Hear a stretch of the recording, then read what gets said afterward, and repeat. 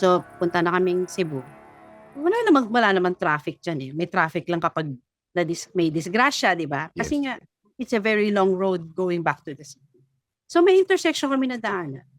Eh, nagda-drive yung husband ng cousin.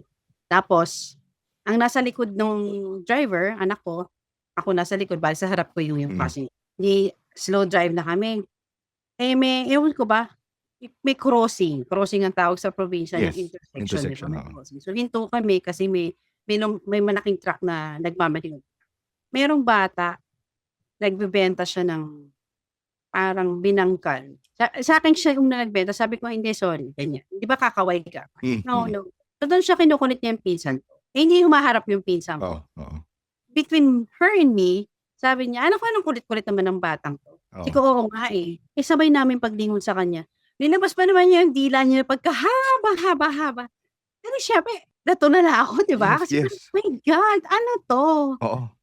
Ano ba 'to, nananaginip ba ako?" Oo. Kasi Buti hindi nakita nung anak ko, 'di ba? oo, oo. Kaming dalawa lang talaga. So, galit na galit yung asawa niya. Parang, Nakita nakita "Bakit ka sumisigaw? okey. Wala naman dapat ikasigaw. Ba't ka Oo.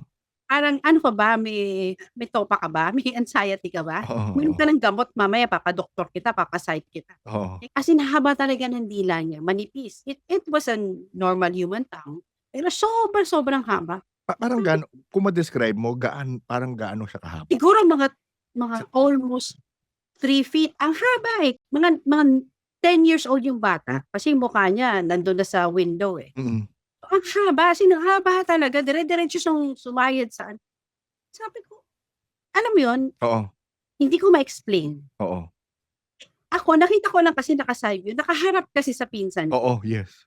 So, siyempre very Oo, horrifying for oo, her. oo. Parang ano 'to, 'di nagagalit na yung tito tapos sabi niya, "Sino ka, sino ka?" Ginaganon niya rin. Andun ba yung bata nung Andun yung kasi bata. naka-stop pa kayo, oo, sa crossing? Naka-stop pa kami, nung maggo-go na, lumingon na yung husband niya, wala, nakatikom na yung bibig ng bata. Mm, mm, mm. Parang hindi ko na napansin paano niya ni-recoil Yes, yung oo. dila niya, pero sobra talagang haba. So, sabi ko, "Ano 'to, ano ba yun, ano ba tawag dun, yung parang tik-tik, Yes, yun ba oo, yun?" oo, yata. Pero bakit bata? Oo. So, gulong-gulo na naman ako, sabi ko, "Naku, added Bago na adventure." naman, oo.